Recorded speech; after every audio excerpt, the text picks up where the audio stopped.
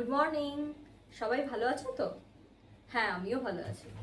আজকে আমার একটা বন্ধু, হ্যাঁ, ছোট বন্ধু, সেও ক্লাস তোমাদের মতোই ক্লাস 3-তে পড়ে। তো সে তার বাবার সাথে জুতোর দোকানে গেছিল নতুন জুতো কিনতে। তোমরা নতুন জুতো পরে আছো সবাই? বাহ, কি সুন্দর। হ্যাঁ, নতুন জুতো কত চকচক করে, ঠিক বলেছো। তো এবার জুতোর দোকানে গিয়ে সে বলল যে জুতোর দোকানে যে বিক্রি করছিল সে কাকুকে, যে কাকু আমাকে একটা জুতো দেখাও। তখন কাকু দুটো জুতো দেখালো। তখন বুঝলো যে একটা জুতো তো হয় না, হ্যাঁ দুটো জুতোই কিনতে হবে। ঠিক ঠিক, হ্যাঁ খুব বোকা, বলে একটা জুতো। তখন ওর বাবা বলল যে দাদা, এক জোড়া জুতো দেখান তো। তখনও কাকুটা দুটো জুতো দেখালো, অন্য দুটো জুতো দেখালো।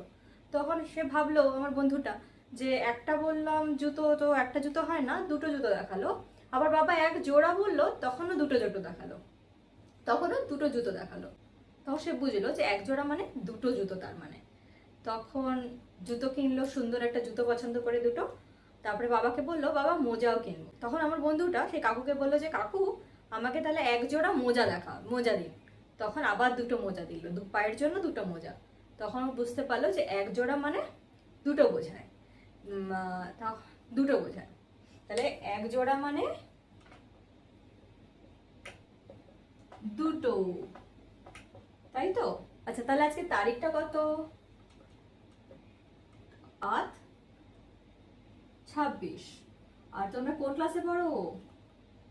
হ্যাঁ, তাহলে তৃতীয়।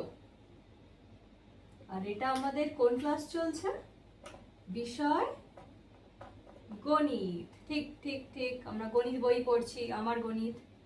আর হচ্ছে আজকের পাঠ হচ্ছে কি?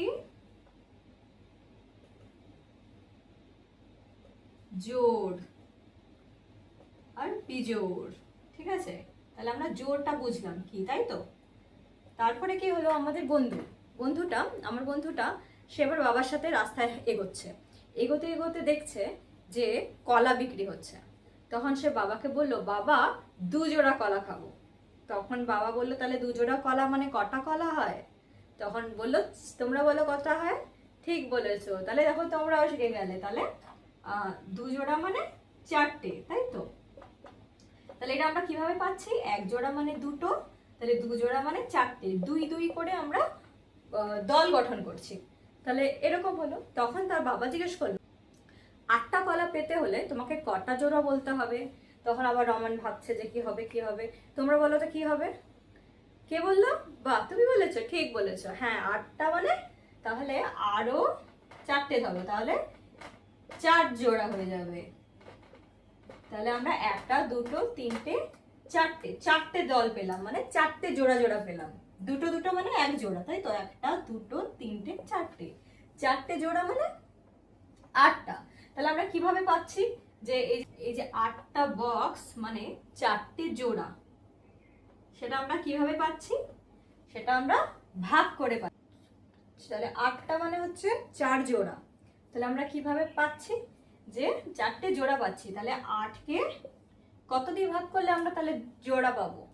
2 দিয়ে, কারণ 2 জোড়া দিয়ে ভাগ হচ্ছে। তাহলে বুঝতে পারবো আমরা কতগুলো 2 জোড়া মানে 8 হবে। তাহলে 2 দেখে 2, 2 দুগুণে 4, বলো কত হয়? হ্যাঁ, 6 হবে না, তাহলে 8। তাহলে 4 দুগুণে 8, তাহলে 8 মিলে যাচ্ছে তো। তাহলে তার মানে 8টা হচ্ছে জোড় সংখ্যা। ঠিক আছে, তাহলে আরেকটা দেখি। ধরো আমরা 14 জানি, 14 সংখ্যাটা কি জোড় সংখ্যা হবে? এখানে কি মিলে যাবে? তাহলে সেটা দেখার জন্য আমরা আবার কত দিয়ে ভাগ করব জোড়া বোঝার জন্য? 2 দিয়ে। কেন? কারণ 2 জোড়া মানে এক জোড়া মানে দুটো, তাই জন্য 2 দিয়ে ভাগ করতে হবে। আমাদের জোড়া জানার জন্য 2 দিয়ে ভাগ করতে হবে। তাহলে কত হয়? হ্যাঁ, 4 দুগুণে 8, 5 দুগুণে 10, 6 দুগুণে 12, 7 দুগুণে 14। ভেরি গুড, তাহলে 7। তাহলে 14 মিলে যাচ্ছে, তার মানে কি হলো? এটা 14টাও হচ্ছে জোড়া। তাহলে তোমরা এইভাবে আরো বার করবে, ঠিক আছে? তোমরা বার করবে 12 বার করবে হোমওয়ার্ক, আর হচ্ছে 8ও বার করবে, ঠিক আছে? আচ্ছা, নেক্সট হচ্ছে এগুলো তো জোড়া হলো। এবার যদি আমরা এরকম পাই যে 5টা আপেল, তাহলে এটা কি জোড়া ভাগ হবে? হবে বলছো? কেন হবে দেখি আমরা। তাহলে 5টাকে আমরা কিভাবে ভাগ করব? 2 দিয়ে, তাই তো? 2 দুগুণে 4, এখানে কিন্তু মিলছে না, 1 থেকে যাচ্ছে। তাহলে আমরা এবার 5কে একটু ভাগ করে দেখি তো, 2 জোড়া করে। 1টা, 2টো, 3টে, 4টে, 5টা, তাই তো? তাহলে ক জোড়া করে আমরা নেব? 3 করে না, 2 করে জোড়া। তাহলে 2 2, একটা এক্সট্রা থেকে যাচ্ছে, এই একটা এক্সট্রা থেকে যাচ্ছে। তার মানে 5 জোড়ের সংখ্যা হবে না। 5 কি হবে তাহলে?